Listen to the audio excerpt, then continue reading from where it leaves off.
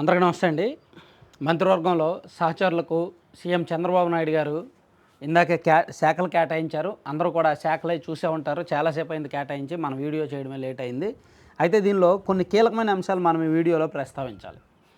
కీలకమైన శాఖలు, చాలా ఇంపార్టెంట్ శాఖలు పవన్ కళ్యాణ్ గారికి, లోకేష్ గారికి అప్పచెప్పారు. అంటే వాళ్ళ మీద చాలా పెద్ద బాధ్యత పెట్టారని అర్థం చేసుకోవచ్చు. సీఎంగా చంద్రబాబు నాయుడు గారు తర్వాత స్థానంలో ఆ హోదాలో ఉప ముఖ్యమంత్రిగా పవన్ కళ్యాణ్ గారికి ఇచ్చారు. ఒకవేళ జగన్మోహన్ రెడ్డి గారు చూడండి, ఉప ముఖ్యమంత్రిగా 5గురికి ఇచ్చారు. ఒక ముస్లింకి, ఒక ఎస్సీకి, ఒక కాపు, బీసీ అలా 5గురికి ఇచ్చారు. అలాగే ఇప్పుడు ఈ ప్రభుత్వం కూడా పవన్ కళ్యాణ్ గారితో సహా ఇంకా ఎవరికైనా ఉప ముఖ్యమంత్రి పదవి ఇచ్చుంటే అప్పుడు పవన్ కళ్యాణ్ గారు విలువ తగ్గేది కదా. ఆయన ఉప ముఖ్యమంత్రి, ఇంకో ఇద్దరు ఉప ముఖ్యమంత్రి అయితే పెద్దగా విలువ ఉండేది కాదు, సేమ్ సమాన గీతలు ఉండేవి. కానీ ఇప్పుడు ముఖ్యమంత్రి, ఉప ముఖ్యమంత్రి, సో ఆ హోదా పవన్ కళ్యాణ్ గారు హోదాను అలా కాపాడారు, అలా ఉంచారనమాట. సో పవన్ కళ్యాణ్ గారికి ఉప ముఖ్యమంత్రితో సహా పంచాయతీరాజు, రూరల్ డెవలప్మెంట్, రాష్ట్రంలో దాదాపుగా 75% పల్లెలు ఉన్నాయి రాష్ట్ర భూభాగంలో. అలాగే రాష్ట్ర ఓటర్లలో జనాభాలో కూడా 75% రూరల్ పీపులే. సో అక్కడ ఎక్కువ పనిచేసే అవకాశం ఉంటుంది. పంచాయతీరాజ్ డిపార్ట్మెంటు ప్రూవ్ చేసుకోవడానికి, ఎక్కువ పని చేయడానికి ఎక్కువ అవకాశాలు ఉంటాయి. ప్లస్ కేంద్రంతో సత్సంబంధాలు ఉన్నాయి కాబట్టి కేంద్ర ప్రభుత్వ పథకాలు ఎంజీఎన్ఆర్ఈజీఎస్ లాంటి పథకాలు ఎక్కువగా ఈ గ్రామీణాభివృద్ధి పరిధిలోకే వస్తాయి కాబట్టి సో ఇవన్నీ కూడా చాలా ఇంపార్టెంట్ అనుకోవచ్చు ఒక రకంగా.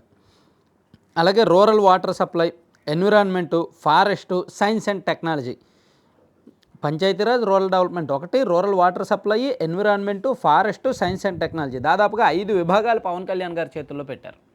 చాలా కీలకమైన బాధ్యతలు.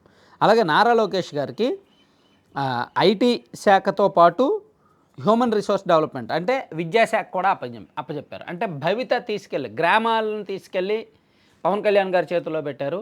యువత భవిత తీసుకెళ్ళి లోకేష్ గారి చేతుల్లో పెట్టారు. ఈ రాష్ట్రంలో యువ ఓట్ బ్యాంక్ ఎక్కువ, యువ జనాభా ఎక్కువ కాబట్టి వాళ్ళకు భవిష్యత్తు ఇవ్వాలంటే ఐటీ పరిశ్రమలు చాలా కీలకంగా ఉండాలి. కాబట్టి నారా లోకేష్ గారికి అది ఇవ్వడంతో పాటు హ్యూమన్ రిసోర్స్ డెవలప్మెంట్ అంటే విద్యాశాఖలో అనేక సంస్కరణలు జరగాల్సి ఉంది. గత ప్రభుత్వం విద్యాశాఖను ప్రక్షాళన పేరిట కొన్ని పాపాలు మూటగట్టుకొని వెళ్ళిపోయింది.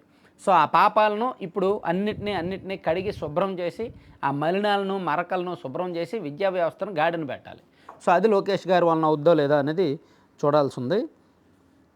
అలాగే వీళ్ళిద్దరికీ కీలక శాఖలు ఇచ్చారు. దాంతోపాటు ఇంకా కీలకమైన శాఖలు చూసుకుంటే నారాయణ గారికి మున్సిపల్ అడ్మినిస్ట్రేషను, అర్బన్ డెవలప్మెంట్ గతంలో ఇచ్చిన శాఖే. అలాగే అనగాని సత్యప్రసాద్ గారికి రెవెన్యూ శాఖ ఇచ్చారు, చాలా కీలకమైనది. అలాగే మనం ముందు నుంచే చెప్పుకుంటున్నట్టే పయ్యావుల కేశవ్ గారికి ఆర్థిక శాఖ ఇచ్చారు. అలాగే గొట్టిపాటి రవికుమార్ గారికి ఏమో ఎనర్జీ, ఎలక్ట్రిసిటీ డిపార్ట్మెంట్ ఇచ్చారనమాట. అలాగే వంగలపూడి అనిత గారికి హోంశాఖ ఇచ్చారు, చాలా కీలకమైనది. అలాగే హౌసింగ్, కొలుసు పార్థసారథి గారికి హౌసింగ్, ఐఎన్పిఆర్ ఇచ్చారు. బాలవీరాంజనేయ స్వామి గారికి ఏమో సోషల్ వెల్ఫేరు, సచివాలయము, గ్రామ వాలంటీరు ఆ శాఖ మొత్తం ఇచ్చారనమాట. అలాగే టీజీ భరత్ గారికి ఇండస్ట్రీస్ అండ్ కామర్సు, సబితా గారికి బీసీ వెల్ఫేరు, వాసంశెట్టి సుభాష్కేమో labour, factories, boilers, insurance, medical services, Kondapalli శ్రీనివాస్కేమో MSME, SERP, NRI empowerment relations, ఆయన ఎన్ఆర్ఐ కాబట్టి ఎన్ఆర్ఐ ఎంపవర్మెంట్ రిలేషన్స్ ఇచ్చారంట. అలాగే మండపల్లి రాంప్రసాద్ రెడ్డి గారికేమో ట్రాన్స్పోర్ట్స్, యూత్ అండ్ స్పోర్ట్స్ ఇచ్చారు.